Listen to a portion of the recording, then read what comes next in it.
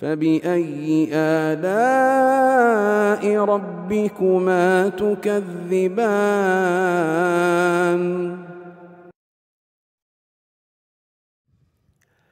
Kemudian setelah itu penulis rahimahullahu ta'ala mulai memberikan definisi di sini, mulai masuk di dalam menjelaskan ringkasannya. Ya.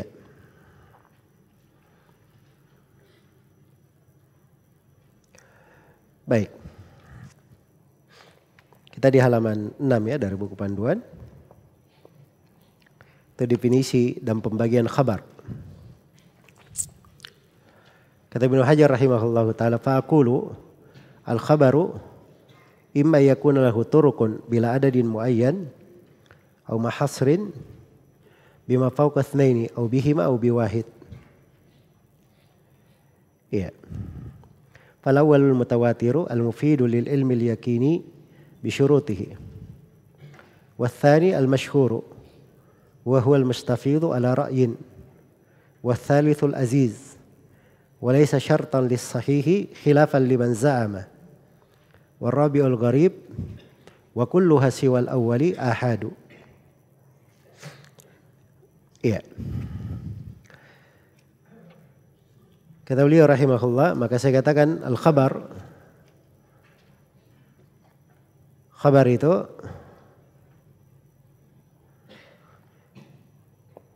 imma ayakun lahu turukun bila adadin muayyan. Jadi khabar semuanya punya turuk, pasti punya jalan. Riwayat. Ya.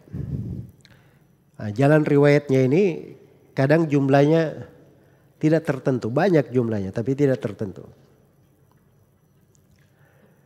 Dan kadang tertentu, ada batasannya. Misalnya dia cuma 3, 4 riwayat. Iya. Jadi kalau ditentukan, kalau ada yang lebih dari 2, jalannya ada 3, 4, jelas ya? Atau dia 2, cuma 2 jalur. Au bihima itu artinya 2, pada 2. Au biwahidin, atau dia cuma punya 1 jalur saja. Punya 1 jalur. Ya kalau begitu khabar itu dari sudut bagaimana kondisi khabar tersebut, itu terbagi berapa? Terbagi 4. Iya. Ada yang khabarnya itu jumlahnya banyak, tidak tertentu, itu 1. Yang kedua ada jumlahnya tertentu, tapi lebih dari 2, ini yang kedua. Terus yang ketiga ada yang jumlahnya cuma 2 jalan saja, 2 jalur. Kemudian yang keempat ada yang jumlahnya cuma 1. Berarti berapa semuanya? 4. Baik, ada namanya, nah ini yang mau diterangkan oleh Ibnu Hajar.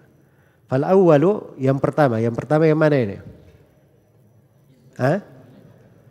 Yang jumlahnya banyak, tidak tertentu. Itu namanya apa? Al-mutawatiru. Namanya hadits mutawatir.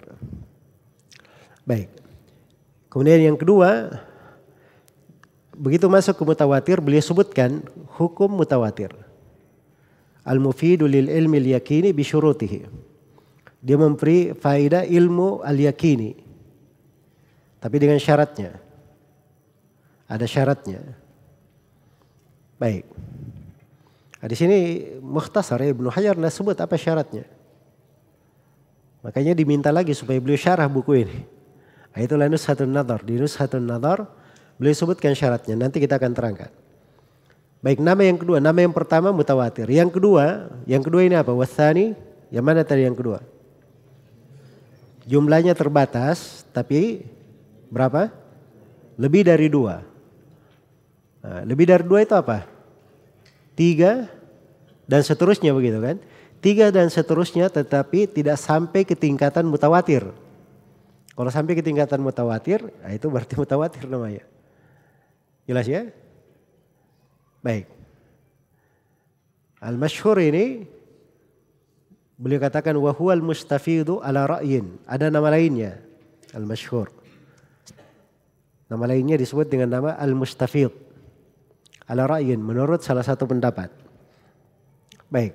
Yang ketiga watsalitsu. Yang mana ini ats-tsalits? Yang cuman punya 2 jalur. Ats-tsalitsu ini disebut dengan nama Al-Aziz. Al-Aziz. Walaysa syartan lis-sahih khilafan liman za'amah. Dan aziz bukan syarat untuk sebuah hadits yang sahih. Kenapa beliau sebut seperti ini? Ini yang tadi saya sebutkan ya, bahwa Ibnu Hajar sebut dari faidah-faidah tambahan. Ya, untuk melengkapi. Jadi ada yang mengatakan bahwa hadits sahih itu syaratnya harus punya 2 jalan. Punya 2 jalur. Harus aziz. Maka ini dibantah dulu oleh Ibnu Hajar di sini. Itu bukan syarat untuk hadits sahih. Dan ini menyelisihi orang yang menyangka bahwa itu syarat. Baik. Kita ambil dulu secara global ya. Sekarang aziz yang ketiga. Yang keempat apa? Warabiul gharib. Yang keempat adalah hadits gharib. Apa itu hadits gharib? Yang punya 1 jalur saja. Baik. Baik, dari sini sudah tergambar kepada kita beberapa istilah yang harus kita pahami. Ilmu hadits itu begitu, dia istilah. Pokoknya antum paham mustalahnya apa maknanya. Jadi sudah ada kata khabar di sini ya, 1. Terus ada kata turuk. Jama dari tariqul hadits. 2. Terus yang ketiga sudah ada mutawatir, apa tadi?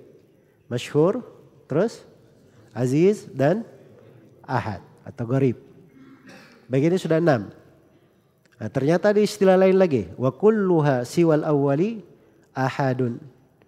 Semuanya selain daripada yang pertama itu disebut ahadun. Di hadits ahad. Jelas ya? Jadi ini penamaan lain.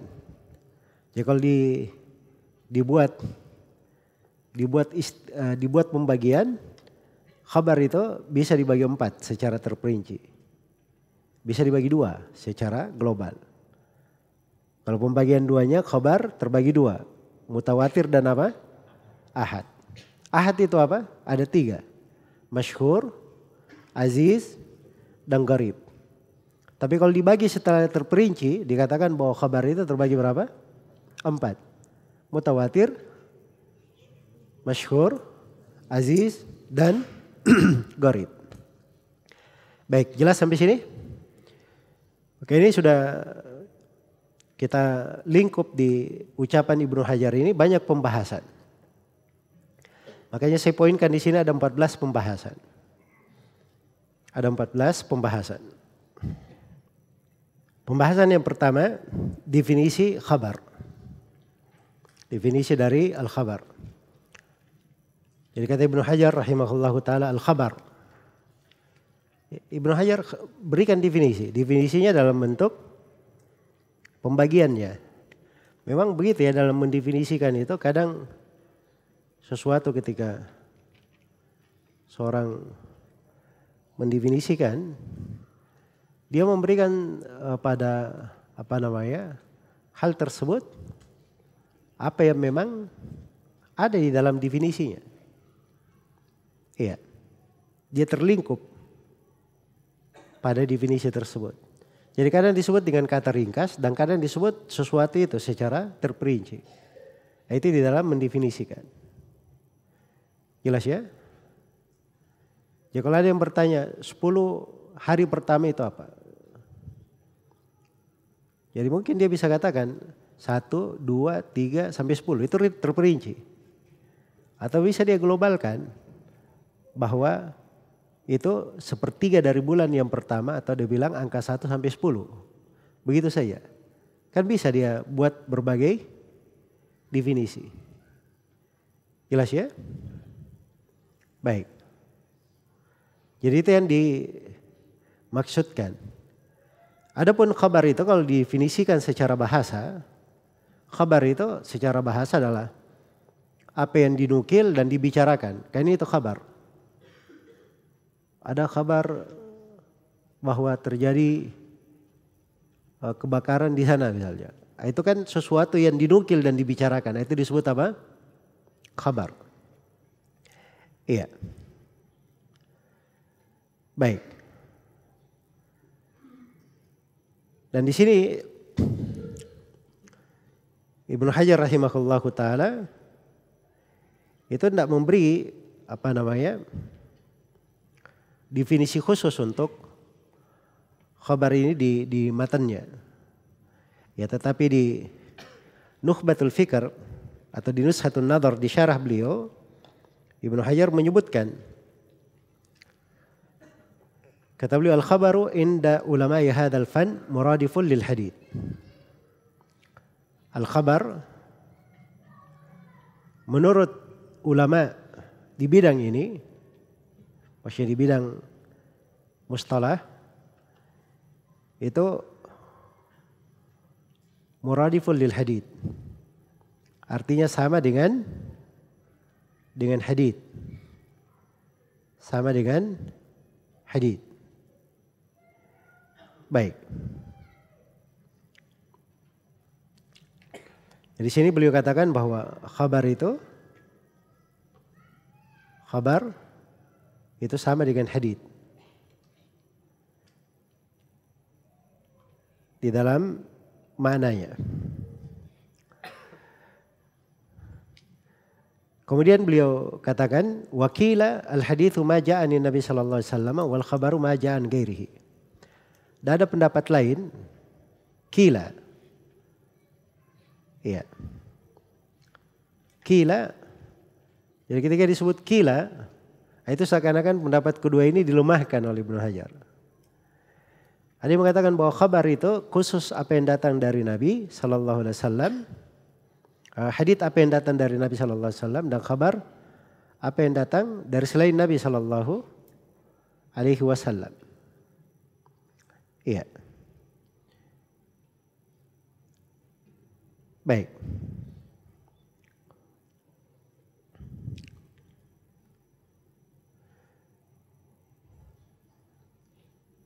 Jadi itu pendapat yang kedua. Karena itu bagi yang berpendapat yang kedua ini, kalau dia ahli hadits maka disebut muhaddits. Kalau dia terkait dengan hadits Nabi sallallahu alaihi wasallam.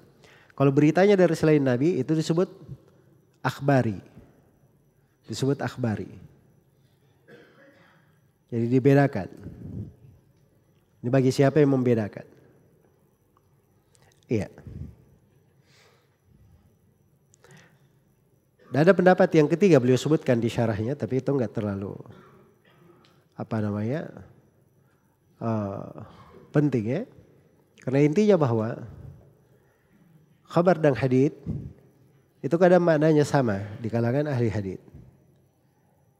Dan kadang digunakan untuk makna yang lebih luas daripada hadits Nabi sallallahu alaihi wasallam. Tapi memang penggunaan kata khabar itu lebih banyak digunakan untuk hal yang lebih luas daripada hadits Nabi sallallahu alaihi wasallam. Iya. Ini di ilmu istilah itu saya selalu bilang ya, kita perlu tahu saja mustalahnya itu apa. Definisinya di kalangan ulama itu apa. Jadi kalau yang pakai istilah itu kita bisa paham maksudnya itu apa. Ya enggak usah ditarjih atau dikatakan yang kuat begini dan begitu. Itu enggak mesti, enggak penting.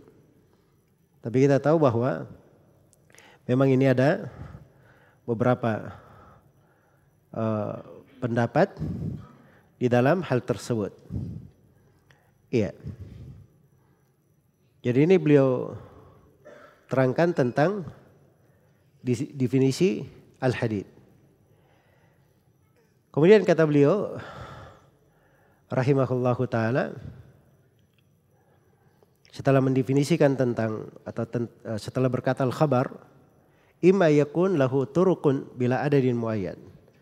Ini pembagian ini tadi sudah kita terangkan ya, pembagiannya bisa dibilang terbagi menjadi mutawatir dan apa? Ahad. Yang ahadnya itu ada berapa tadi? 3, apa itu? Al-masyhur, al-aziz, dan al-gharib. Atau dibilang terbagi menjadi 4. Al-mutawatir, terus al-masyhur, al-aziz, dan al-gharib. Ini pembagian, kalau di tartib pembagian khabar itu banyak bentuk ya. Dan di Nushatun Nadhar beliau katakan fahuwa bi'tibar wusulihi ilaina. Jadi ini pembagian dari sudut sampainya hadits ini kepada kita. Sampainya kepada kita kan melalui jalur-jalur kan. Nah, jalurnya ini karena melalui jalur-jalur dibagilah hadits itu menjadi berapa? Menjadi 4. Baik. Menjadi 4. Dan nanti akan ada pembagian lagi oleh Ibnu Hajar, pembagian yang lain terkait dengan khabar ini. Kita akan baca nanti. Baik. Kemudian di sini beliau katakan imma yakun lahu turuq.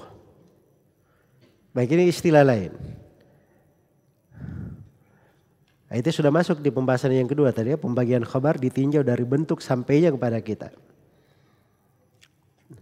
Dari mana diambil ini? Nah, ini dari pembagian penulis dan penulis sendiri yang bilang di syarahnya bahwa ini pembagian dari sudut sampainya kepada kita. Iya. Ya, kalau rinciannya ya seperti itu tadi, khabar itu dari sudut sampainya kepada kita terbagi 2. Ada yang mutawatir dan ada yang apa? Ahad, begitu.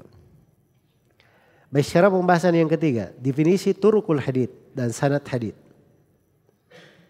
Baik, ada kata sanad di situ di buku antum? Hah? Tidak ada kan? Terus dari mana di pembahasan saya poinkan sanad? Sebab turuk itu jamak dari torik. Bahasa lainnya sanad juga. Bahasa lainnya disebut apa? Sanad. Baik. Sekarang saya definisikan turuk. Turuk itu apa? Jamak dari apa? Torik. Torik itu artinya sanad. Sanad itu jamaknya asanid. Ya, atau isnad, jamaknya asanid. Sama ya? Menurut Ibnu Hajar itu sama. Isnad dan sanad. Jadi hadits itu kadang sanadnya banyak. Satu hadits kadang sanadnya banyak.